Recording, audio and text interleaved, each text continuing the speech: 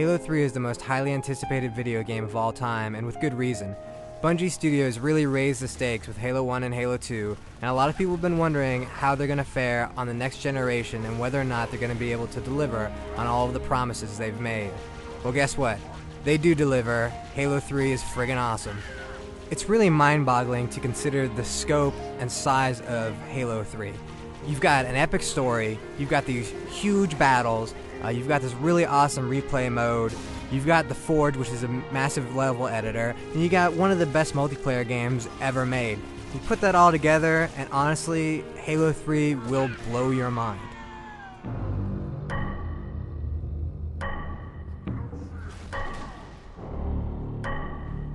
When last we saw Master Chief, things weren't going so hot for him. Cortana had been captured by the Gravemind, which is the big, ugly plant thing that controls the Flood that nobody really understood in Halo 2.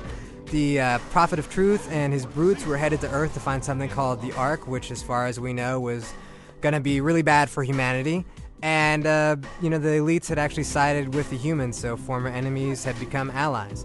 And that's pretty much where we begin in Halo 3 with Chief coming to Earth, and right off the bat, he and the Arbiter are BFF, and they just go around kicking ass for 9 levels. There were a few major complaints with Halo 2, and that's that the level design required a lot of backtracking, and that there wasn't a lot of variety, so places just started looking the same again and again. Well, I can tell you right now that Halo 3 has a really great wide variety of environments, so you're never going to feel like you're going through the same stuff over and over again. However, there is going to still be some backtracking because I just think that's in Bungie's design scheme. But it is definitely better and more solid than Halo 2. Another big complaint for people was that they left Master Chief's story a lot and were just focused on the Arbiter. And while some found that Elite story very interesting, a lot of people really complained about it. And Bungie made a game for the fans, and they pretty much got rid of all that stuff. So while the Arbiter is going to be following you around throughout the game, the whole story is Master Chief's story once again. If you're playing alone, you're always going to be in control of Master Chief. It's really all about him. The Arbiter is just sort of there as, he's kind of the bosom buddy, So he's there to help out, and sure, he matters, but he doesn't matter as much as Master Chief does. Veteran players of Halo are going to notice a few things right off the bat when they start playing Halo 3. Bungie decided to create a game that would service both casual fans and their hardcore fans who have really become experts at Halo. And to that end, they've made normal and easy mode actually easier than they've ever been, and heroic and legendary are slightly more difficult when you're playing alone. So if you've beaten the first 2 Halo games and you start on normal, you're going to miss out on a lot of stuff. There won't be turret placed in certain areas, there won't be a lot of troop reinforcements, the AI is going to be a lot more dumbed down than it usually would be, and the enemies aren't going to use as much equipment either, and equipment is one of the cool new things that they've added this year, and it's really great to see those enemies on heroic and legendary level actually throwing down like a bubble shield to protect themselves, or using a flare to blind you. Playing the game in single player on heroic will take you about 10 to 12 hours depending on your skill level at Halo. But if you play the game with 4-player co-op, which you can do online or offline, even on Legendary, you can probably blow through the game in about 5 hours if you're proficient at all in the Halo franchise. Now that game length may be a little bit disappointing to some, but you have to consider that there's a lot of replay value in going through the campaign again, because of course, like all the other Halo games, it's a lot of fun to do, but there's so much else packed into this game that the single player is really just a very small part of what Halo 3 has to offer.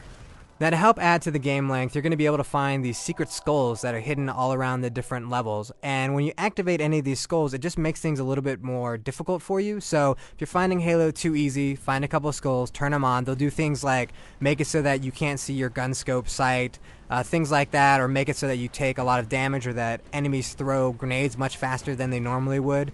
All of this will make for more of a challenge, which really helps out when you're playing 4-player co-op, because you can turn on what's called Metascore.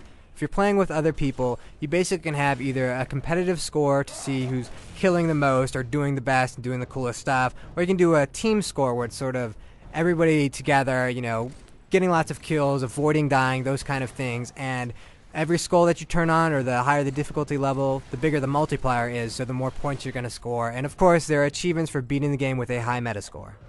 As you know, Master Chief is pretty proficient with beating the crap out of people with his fists, but really he's a lot better with a gun. And while we still have a lot of the old favorites coming back, there are a few cool weapons that have been added.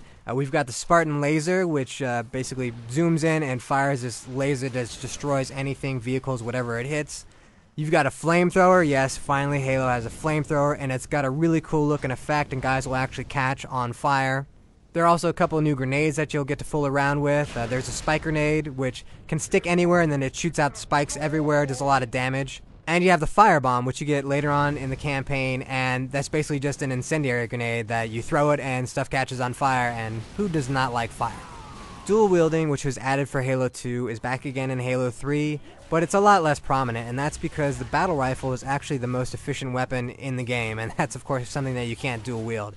Really, the battle rifle was designed as that default weapon, that sort of like the M16 for Master Chief, where whenever you don't know what weapon to use, just default to the battle rifle because it usually will get you through just about any situation. One of the other big improvements is actually to the energy swords, which in Halo 2 the whole idea was just to lock onto a guy and you just instant kill.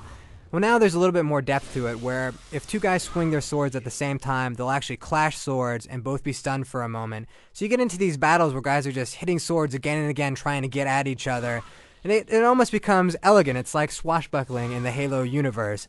Now, the Spartan laser, flamethrower, fire bombs, those are all going to be cool, but the weapon that's really going to catch on and grab your attention is going to be the gravity hammer. And this bad boy is sort of like having Babe Ruth's bat in your hand, and you just can knock guys, swat them all over the place. You can even swat vehicles, knock over warthogs, send mongooses flying. It's a whole lot of fun.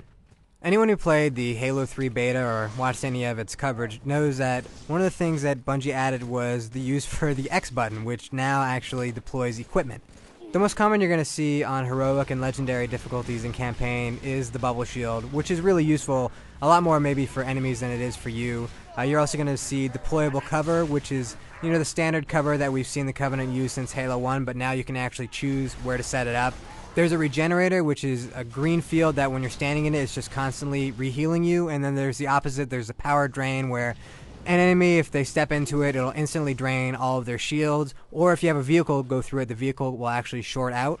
You're likely not going to use the equipment very much in the single-player campaign, but you're going to need it a lot in the multiplayer. In fact, the equipment seems built for the multiplayer game and adds quite a lot to the experience. For all this cool equipment and awesome weaponry, Master Chief needs a sweet ride. All your old favorites are back, but the cool new addition is the Brute Chopper. Imagine if the Fonz were a brute. This is the kind of bike that he would ride, and let me tell you right now, the chicks dig the Brute Chopper. That Cortana, she loves greasers. And you're going to love the Brute Chopper because this thing tears everything else up. It's probably the best vehicle in the entire game. The real meat of Halo 3 is the multiplayer. In fact, the campaign is sort of a side attraction compared to the depth that you're going to get playing with other people online. So there are 11 maps this time in Halo 3, and they're all actually pretty good. Maybe Construct will not be a favorite for everybody, but the rest of the maps are great. There's Sandtrap, which is this really cool big open desert map where you're actually going to get to ride in these elephants, which are just giant troop carriers. There's Isolation, which is a nice two-tone map where on the top it's all grassy and serene, and down below it's gritty and dirty tunnels with these bunkers that have these little gun slots that if you're really talented you can throw a grenade through. And there are several maps that are going to be awesome simply because they feature the man cannon. Those are maps such as Valhalla and Narrows, where you're going to get to see people launch themselves with these man cannons flying through the air, and if you're really cool, you're going to be able to snipe somebody while you're flying through the air.